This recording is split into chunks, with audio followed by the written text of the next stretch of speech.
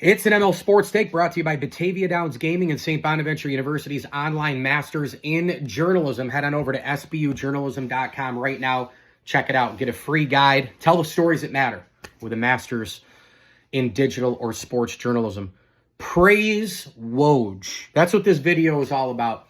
From a roster construction standpoint, how lucky are we to have him standpoint, GM of the team standpoint, the whole thing, right? I mean, he brings a national appeal to the Bonnies, and an extra one. I mean, he's getting name dropped, Stephen A. Smith on ESPN. We know about the Woj bombs. I mean, the whole Woj factor and the impact since he became GM. There is no ceiling for that kind of attention, that kind of, branding.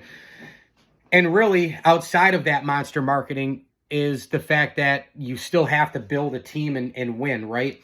And the real big thing for me right now is, and Woj would probably tell you, like, the hardest thing to do is win. The hard thing to do is win. The hardest thing to do is to sustain winning, right? Keep it going. And I just think, what a job he's done. This is a non-P4. This is a non-football school. We know the challenges. We know where it's located. We know all of it because, it's us, right? But the fact that, going the international route, building the team with a couple of different skill set type guys, grabbing a D2 guy in Charles, unbelievable job there by Schmidt staff, Woj, etc. The NIL dollars are limited. This is not Lane Kiffin leaving for LSU from Ole Miss. This is St. Bonaventure basketball. And I have said, and I will say it again, that sometimes I like it this way. We know who we are, right? We know who we are. And the guy who's the GM of the team knows who they are, knows what this campus is, knows what this school is, program, history, people, as well as anyone. So I just think so far so good here. He's done such a great job. I mean, they've won every game except one, and that was a loss to a team, like I said, yesterday could win it all, right? But you look at this roster, and you look at the skill sets. You look at the fact that they have layers and layers and layers and layers of pretty much everything. And I've been blown away by the offensive efficiency. I mean, I think you could make the argument that this year, like, what's the one surprise? It's never about one thing. But what's the one surprise above all else of this team while you're trying to build this roster in the NIL portal world where hey, how fast can it all come together, right? Well, I got news for you. The offense. This offense has scored a ton of points. They're wildly efficient. They can score from anywhere. I think they're over 50% shooting for an entire game 3 times now, including the game at Florida Atlantic on the road. The offensive efficiency has been remarkable. And because you're deep, when you have an off day from someone or perhaps a bum ankle from a buddy yesterday, you get Lenati off the bench, Igbunaway off the bench. And those guys are better than I thought as bench scorers. So, man, I'll tell you what, like, I've been pleasantly surprised. They've been in dogfights. They have won games, double-digit victories. They've gone on the road and won. They've won at home. They've won mid-major. They've won rivalry games. Now, we have a long way to go. We got a lot of A-10 ball left. We got, some non-con coming up. UB's always a tough game. But you have to like what you see. And you have to like complementary skill sets. You've got a banger and a versatile dude in terms of a forward and Frank Mitchell. It's kind of how I like my forwards. I like my forwards versatile, big, long, lean, right? All together.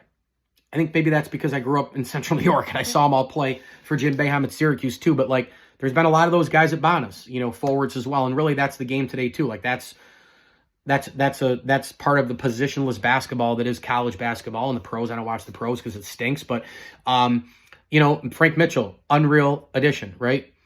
Again, Lenati going overseas on that one, right? Like picking up a D2 guy in Charles, right? Like, you get Bowen, a couple of program guys sprinkled in there. Joe G, his story. I think he'll develop in this program. I think it's going to be a long way to go. Marshall's been unbelievable too.